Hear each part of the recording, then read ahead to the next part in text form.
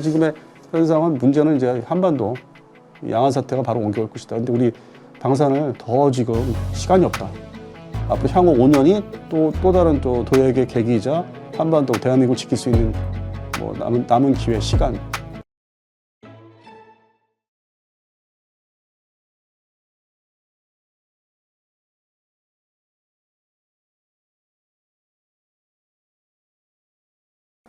네, 일단 1부에 이어서 2부에도 안승범 대표님 모시고 조금 더 자세한 이야기를 들어보려 하는데, 자, 시선을 다시 한번 이제 중동으로 한번 가볼게요.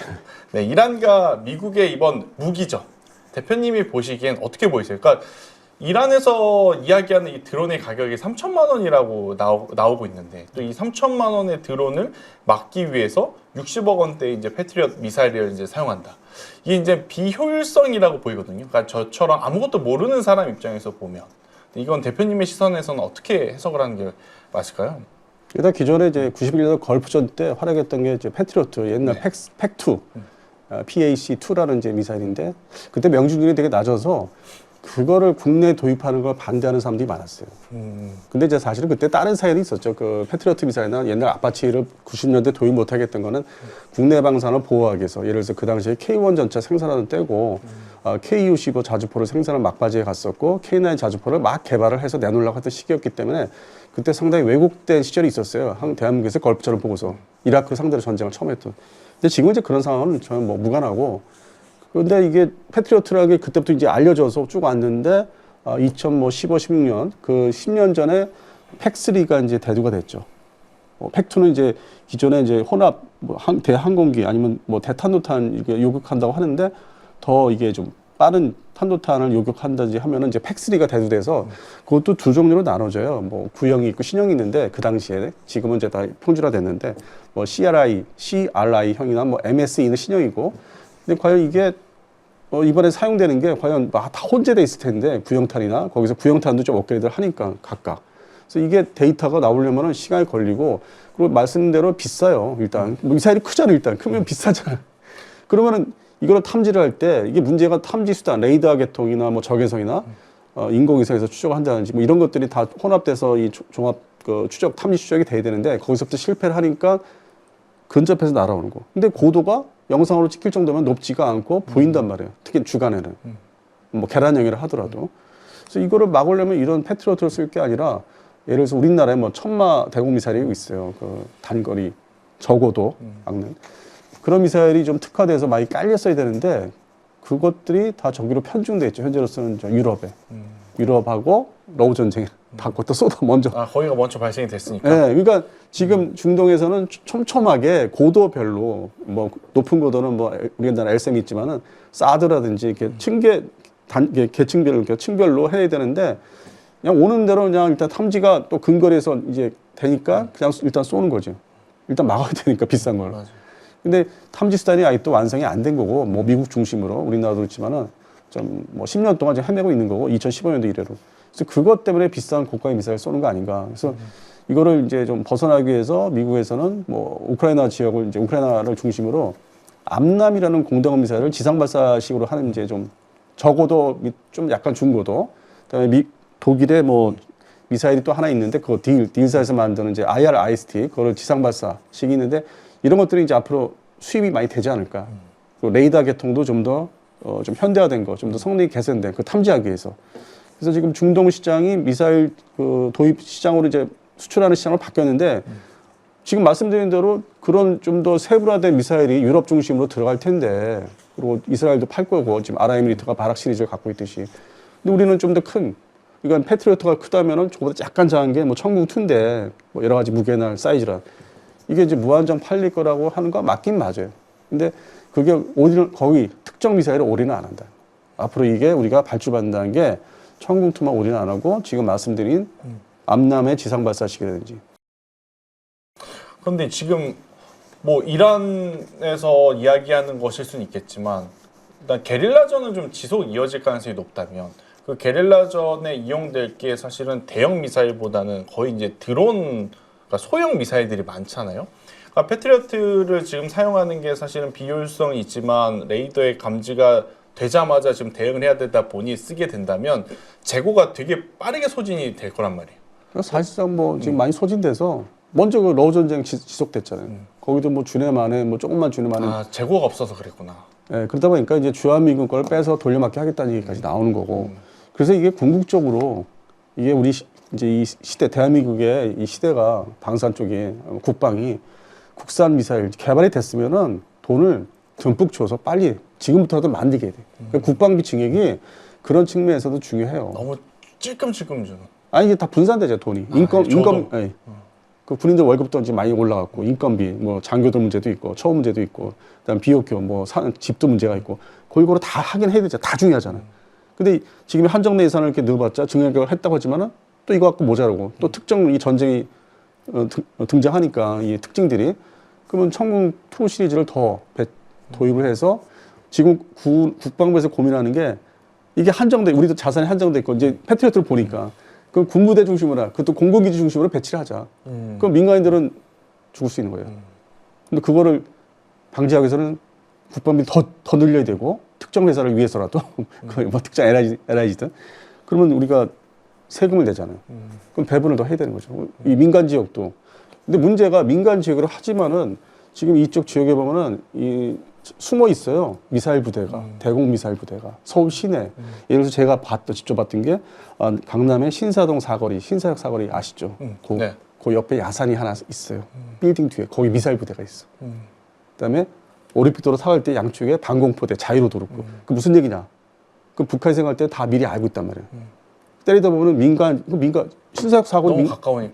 신사역 사거리 사람 많이 다니잖아요. 맞아. 그러다 보면 이제 명중률이 떨어지면 그냥 그 역 주변에 떨어지고 그 기지를 파괴시키고 그리고 이제 뭘 드론을 안전하게 보내기 위해서 사전 공격도 하는 거죠. 제거한 다음에 또 드론을 보낼 수 있는 거니까. 그래서 그런 측면에서 우리가 미국의 패트리어트만 얘기하지 말고 좀 돈을 더 듬뿍 줘서 많이 증액을 해서 이거를 좀 증산해서 부대도 좀 늘리고 그리고 자동화 시스템도 많이 결부시켜서 지휘 통제. 그리고 지금 LSM이 알고 보니까 이게 방사청이 이게 맨날 공무원들이 실적을 자기들은 알아주세요. 뭐 이걸 자기들 자리 보존하기 위해서 LSM이라는 거를 올해 양산 배치가 됩니다 했는데 아직 저게 또 늦죠 지금. 예, 그것도 좀 지연된다고 하더라고. 1년 정도.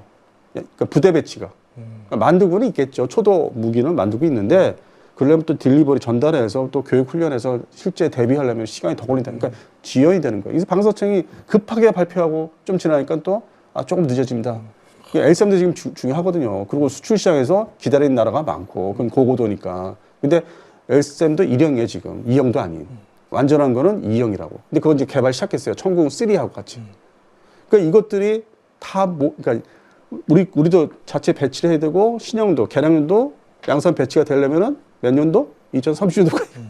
그러면 예산이 따라와야 되는데 뭐 이런저런 이유로 예산을 조금씩 다 잘라요. 조금씩. 그리고 이제 신문 기사로 나오는 거지. 이걸 왜 잘랐느냐. 뭐 이것도 중요하고 저것도 중요한데. 그리고 이제 올해 그 소위 중요하다고 하는 드론 그 구입 예산. 그 안 장관, 안규백 장관이 뭐 50만 드론 전사 얘기했는데 저번에 그 부산에서 열렸던 백스코에서 열린 드론쇼 코리아를 가봤더니 이제 거기 현지에서 들리는 얘기가 중소업체들을 위주로 이제 전시를 하는데 돈을 뭐 수천억 원 이제 기대를 했어요. 최소한. 투입되는 게 303억 원. 이거는 어느 회사에 뭐 이렇게 나눠 먹기도 힘든. 그러니까 이게 국방 관계자들이 말만 앞서는 거. 방사청도 말만 앞서는 거예요. 실제 뚜껑을 열어보면은 최소한의 금액만 이렇게 주고. 뭐 나름대로 이유 있다고 하는데, 그래서 그런 걸 보면은 과연 대한민국의 국방이라는 게 그동안에 전쟁 안 난 것만 해도 쳐들어오지 않은 것만 해도 참 다행이고, 그게 또 한편으로는 미군이 있었기 때문에 안 쳐들어온 거고. 이건 무슨 뭐 태극기 힘든 그 얘기 아닙니다. 현상이었으니까. 그리고 앞으로 이제 다가오는 5년 사이에 6, 7, 8, 90, 요 사이에 양안사 때 대만이 침공을 받을 가능성이 살아있고 남아있고, 그게 저는 30년을 보지만은, 그럼 그 사이 우리도 그 다음 전쟁을 한반도로 옮겨온단 말이에요. 그 준비를 짧은 시간 내에 급속도로 하려면은 뭐 청궁 3 돈 더 개발비 R&D비 더 주고 LSM2도 그렇고 기존에 완성된 거 빨리 양산 배치하려면 좀 내년도 27년도 예산부터는 많이 주든지 이걸 다 보면서 맨날 무사한 일 안 일어나 맨날 미군 있어 그렇게 하면 안 된다는 거죠. 그렇게 하면서 K방선은 이제 그런 혜택을 보면서 만들면서 해외에서는 이제 올 거 아니에요. 바이어들이 해외 나라 군사 수출 시장을 2030년대까지 이어갈 수 있는 거예요. 지금 이렇게 아주 촘촘하게 이런 현상들을 보고 이러한 전쟁을 보고 준비하고 돈을 투자하면은 K방산도 이어갈 수 있는 거예요. 아, 그래 우리 이거 있어. 계량령 있어. 얼마야? 사. 큰 소리 치면서 팔 수 있는 거죠. 그러니까 지금 중동에서 보면 미국과 이스라엘이 지금 한 편이잖아요. 그러면 이제 양안 사태가 터지게 되면 미국과 우리나라인 거예요, 아니면 미국과 일본이라고 봐야 되는 거예요? 미국은 네. 1954년, 55년 일본 자위대, 육상자위대, 해상자위대, 항공자위대를 54년, 55년 다 이렇게 창설을 시켰어요. 군대, 사실상 군대예요. 뭐 일본은 아니라고 막 억울하다고 하는데 그 당시에는 소비에트 연방, 소련을 극동 소련군을 이제 대비하기 위해서 단계별로 10년 단위로 일본 자위대 무기를 허가를 합니다. 한 번에 좋은 거를 왕창 주는 게 아니라 딱 보면서 얘들이 내 말 잘 듣나? 10년 단위로 전투기나 함정들을 업그레이드, 좋은 걸 주고 기술을 줘요. 비공식적으로. 하다못해 전차도 처음부터 61식 전차가 이제 전후에 처음 등장하는데 일본 자위대. 그게 이제 미국이 M40식 전차를 한 대를 줍니다. 그거 되게 숨겨져 있는 그 어떤 원전들, 그 기사들, 그 책들 보면 잘 안 나오는 얘기들. 줘가지고 그걸 뜯어봐. 근데 미국 입장에서는 그거 실패한 전차야. 자기들은 M48로 넘어가고. 근데 그건 동맹국이라고 하는, 이제 동맹국을 만들어야 되니까, 야, 뜯어서 만들어. 거의 비슷하게 트렌드에 맞게 만들어. 그래서 일본이 61식 전차를 만들어요. 뭐 74식 전차를 넘어가고. 그러니까 지상전력 그렇게 해서 이제 키워주고, 해군은 이제 뭐 미사일 수직 발사기도 일찌감치 주고, 64년도에 딱 한 척에다 심을 수 있게 한번 써봐. 훈련해봐. 그다음에 68년 넘어가면서, 1968년 넘어가서, 야, 잠수함 다시 부대 이제 다시 건설해. 18척 체제로 가. 근데 그 기술, 우리가 이제 원자력 잠수함 넘어가니까 우리 뭐 알바코어 그 잠수함이 재래식 잠수함인데 여기 디자인이 원잠 그 전 단계야. 이거 내가 설계도 줄 테니까 비공식적으로 만들어 봐. 요거 맞춰서 계속 개량해 가. 그다음에 전투기도 마찬가지고. 그래서 일본을 키웠어요. 자기들이 처음에는 소비에트 연방 소련을 향해서 했는데 이제 냉전이 91년도 말에 다 붕괴되면서 그다음부터는 일감을 이제 줘야 되는데 그래서 잠정적으로 이제 북한을 이제 가상적으로 이제 둘이 우리가 만약에 북한이 아직도 살아 있으니까 92년도부터 원자탄을 개발한다니까 대비를 해야 되지 않겠어. 그 연도별로 이제 뭐 법을 개정해 조금씩 기지 운영이라든지 지금의 스페인이나 뭐 영국이 기지를 못 쓰게 한다 뭐 중간 그것처럼 그런 불편을 없애기 위해서 일본을 그렇게 해서 구슬려서 해와가지고 2000년대 이제 되니까 중국이 등장하죠. 그것도 2001년도에 하이난도, 지금 해남도 관광지, 골프 치는 관광지에 극동 미군의 정찰기 EP3라는 프로펠러 정찰기가 하다가 뭐 접촉해가지고 부시착했어요. 그 기지에, 중국군 그 기지에. 그때부터가 사실 중국하고의 어떤 양안 그 격돌하는 게 시작이. 그 다음에 중국은 또 칼을 더 갈면서 속으로 이제 경제교류는 엄청나게 막 우리도 포함되고 해서 막 아주 막 호황을 서로 이루면서 팔고 뭐 싼 거 물건 팔고 했던 게 이제 그때부터인데 군사적인 측면에서는 칼을 이제 뒤에서 그냥 계속 미국도 마찬가지예요. 미국도 이제 요거 잠재적으로 옛날에 한 실적이 있다. 50년대, 58년도 금문도 침공이라든지 시도했던 거 공중전, 그다음에 60년대 끊임없는 공중전 다 그 역사가 있기 때문에 저거 언젠가 한번 또 칼을 갈아서 나올 텐데 해서 준비를 서로 숨어서 하는데 속도는 중국이 빨랐던 거예요. 경제력이 이제 막 그 수출을 많이 해먹고 기술이 발전하니까 확 올라왔으니까. 확 올라왔으니까. 그래서 사람들은 일반적으로 트럼프 나쁜 놈이라 하는데 트럼프가 나이가 있잖아요. 네. 제 윗세대인데 레이건 때 미국의 군사력을 강하게 했던 거에 한 8년간 그래서 소비에트 연방을 결국 붕괴시켰단 말이에요. 레이건이 어쨌든 그걸 이제 트럼프가 보면서 나이 먹으면서 아 이제는 남은 숙적은 중국이다. 그래서 지금 그러니까 막 막가파로 좀 하는 거예요 지금. 그래서 이 사람도 배경이 살면서 자기가 봤던 게 있는 거예요. 그래서 그대로 같은 공화당이고 자기 선배 대통령한테 배운 게 많다는 거예요. 그래서 집무실에 보면요 자세히 그 기자회견 좀 길게 하는 거 보시면은 뒤에 트럼프 행정부 2기 때는 레이건 대통령 사진이 요만했어요. 근데 잘 보이죠 위에 지금은 이마를 엄청 크게 됐구나. 늘었어. 그 오바마 쳐버리고 그게 하나의 그 사람이 누굴 선호하는지 아세요? 어떤 그 성향, 네. 그걸 우리가 유출해 볼 수 있는 네, 거죠. 아직 전 유심히 봤었어요. 변화를. 그래서 지금의 현상은 문제는 이제 한반도 양안 사태가 바로 옮겨올 것이다. 근데 우리 방산을 더 지금 시간이 없다. 앞으로 향후 5년이 또 다른 또 도약의 계기이자 한반도 대한민국을 지킬 수 있는 뭐 남은 기회, 시간. 그래서 집중 투자. 그다음에 현 정부에서 좀 더 증액을 이제 시작을 했으니까 매년 더 증액을 좀 해줬으면 좋겠다. 더 계속 오르는. 그래서 여러 가지로 이제 안보를 좀 지켜야 된다. 예. 지금 보면 이라크에는 이제 패트리어트 대신에 천공투가 또 많이 들어간다는 이야기가 있어요. 그러니까 나라별로 현재 처해 있는 상황 그리고 나라별로 일어날 수 있는 전쟁의 유형들이 좀 다르다 보니까 뭐 A는 B 사건을 사고 B는 C 사건을 사는 현상들이 당연히 나타날 수 있는데 이라크는 지금 패트리어트보다는 우리나라 천공투를 더 선호한다는 이야기들이 많거든요. 그러니까 별다른 혹시 특별한 이유가 있는 건가요? 미국제 패트리어트 시리즈는 운영 유지하는데 미국에 또 비싸고 그다음에 인력도 투입이 돼야 되고 그 위에 소위 테크랩이라고 하는데 군무원들 월급도 줘야 되고. 근데 뭐 사우디 입장에서는 뭐 전에 영국제 전투기 토네이도나 유로파이터 타이푼 하면서 뭐 그건 또 돈이 있으니까 문제가 되지 않는데 다 보고가 되잖아요. 이 운영 유지에 대한 게 미국에 그 해당되는 그 뭐 회사를 통해서 뭐 팩2는 뭐 레이션사, RTX, 그다음에 뭐 팩3는 로키드 마틴. 그래서 이제 그런 게 간섭을 조금 이제 운영 유지에 좀 까다롭다. 근데 있긴 있어야 된다. 그러니까 이제 하나의 보완을 하는 거예요. 요거 하나 가지고 안 되겠다. 불편하다. 근데 있긴 있어야 되는데 또 미국과의 관계도 있고. 그러면 이제 그 유사한 제품. 근데 우리가 보통 유사 제품이라고 이제 나쁜 단어로 쓰이는데 유사 제품이라는 거는 이 국방에서는 그거를 많이 흉내, 저기를 오리지널을 흉내를 많이 내서 거기에 맞춘. 그럼 대개 이제 동맹국이 그렇게 하는 거고. 그게 대한민국이잖아요. 근데 우리가 이제 기술 유입은 천궁 시리즈는 이제 과거에 불곰 사업 90년대 러시아 기술을 좀 허술할 때 다 이렇게 받아온 거예요. 그리고 이제 우리 소프트웨어 계통은 이제 서방 측, 뭐 유럽제라든지 우리 대한민국에서 개발한 걸 결합을 시켜서 혼합에 혼합. 그러니까 러시아 기반이지만은 발전을 시킨 거죠. 한국 스타일로. 그리고 그게 운영 유지하는데 과거에 뭐 이 좀 적성국들이 러시아제, 소련제, SA 뭐 2, 3 이런 걸 사용해 본 결과 운영하기 쉬웠다는 게 있고 또. 근데 우리는 또 그걸 운영 유지를 또 하기 쉽게 또 만들어 놨고.